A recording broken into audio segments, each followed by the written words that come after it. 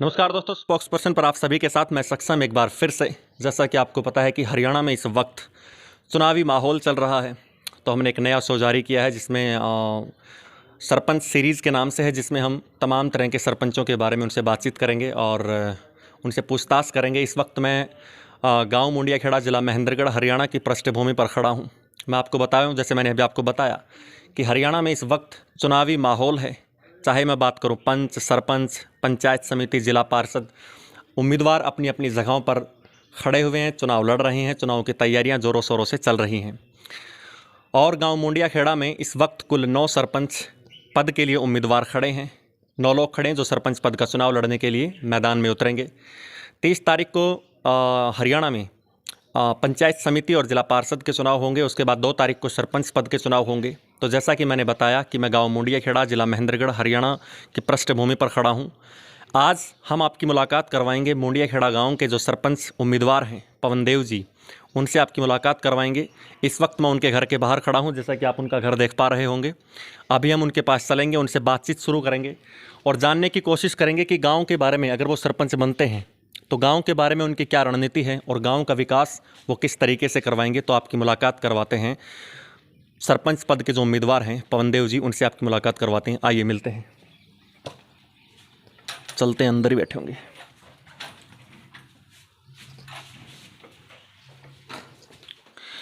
पवन भाई साहब आ जाइए। कहाँ हो?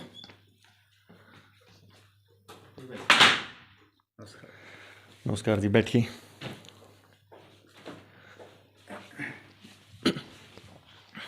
तो जैसा कि मैंने बताया, मुंडियाखेड़ा गांव के सरपंच पद के जो उम्मीदवार हैं पवनदेव जी, उनसे बातचीत करेंगे। और हमारे साथ इस वक्त पवनदेव जी बैठे हैं, इनसे बातचीत करते हैं। तो सबसे पहले पवनदेव भाई साहब, हमारे दर्शकों को राम राम कर दीजिए।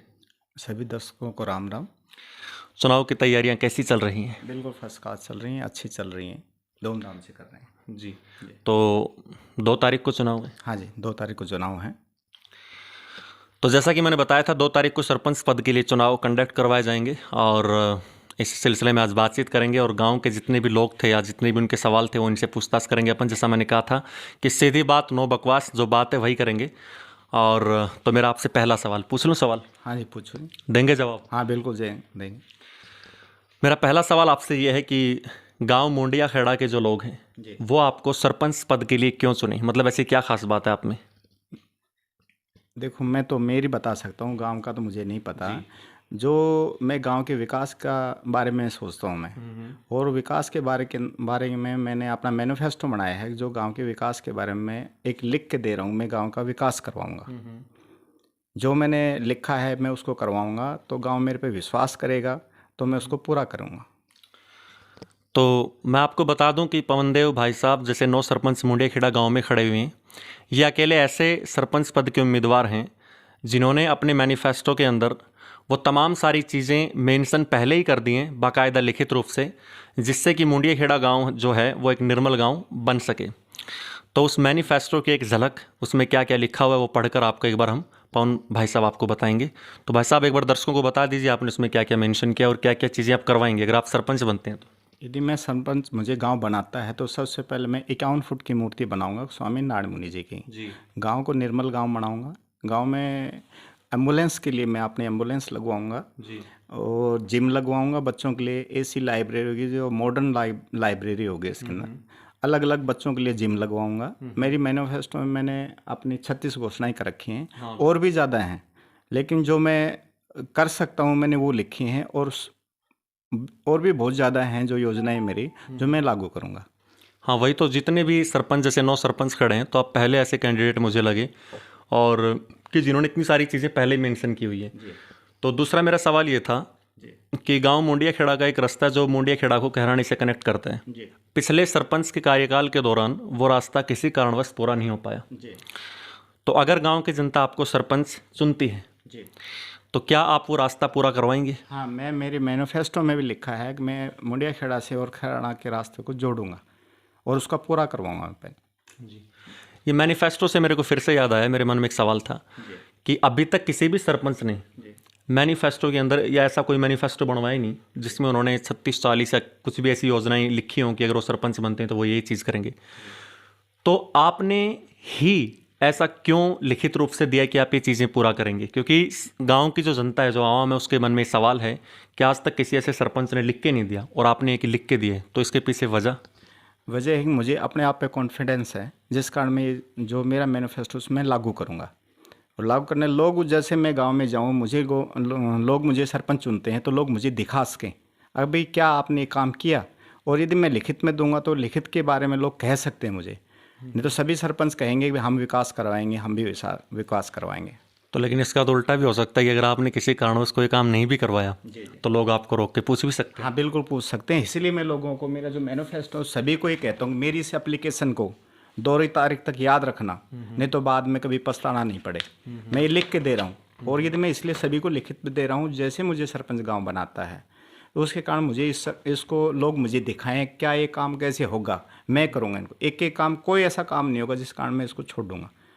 मेरा जो इतना माइंड करता था उससे, उस हिसाब से लिखा मैं करवा सकता हूँ। लोग तो इसको बिना क्या क्या कहेंगे, पता नहीं कौन करवा, लेकिन मैं एक शुरू से लेकर एंड तक गांव के सहयोग के साथ मैं पूरा इस मैनिफेस्टो को लागू करूँगा। जी, मेरा एक सवाल ये था कि जैसे कि 5 साल में सरपंच के चुनाव होते हैं, पिछली बार इलेक्शन में आप खड़े हुए थे शायद?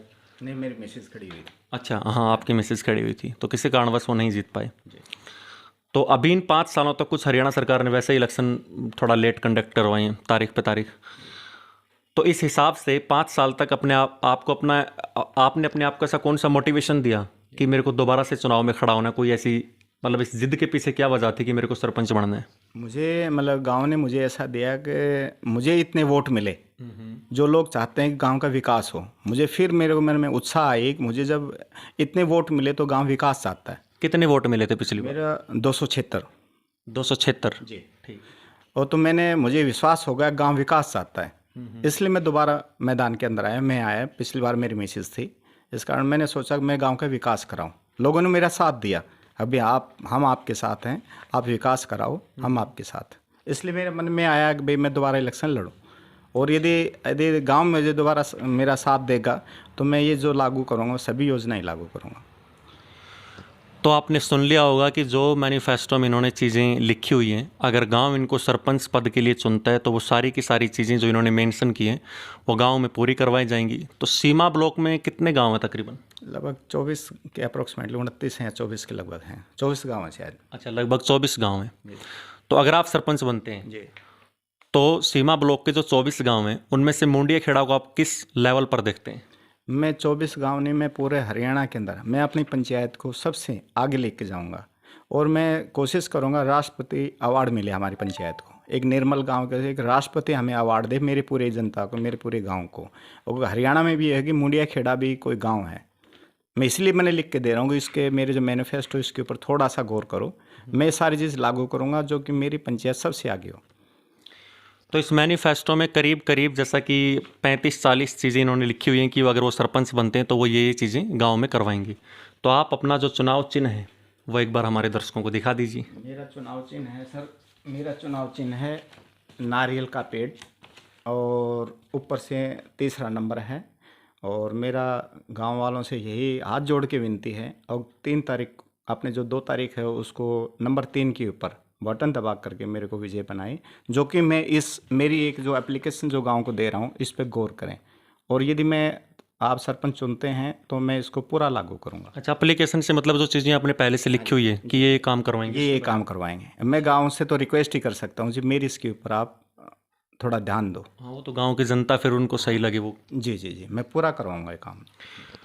तो जैसा कि इन्होंने बताया कि 3 नंबर का इनका चुनाव चिन्ह होगा नारियल का पेड़, बाकायदा पवनदेव नाम वहाँ पर मेंशन होगा।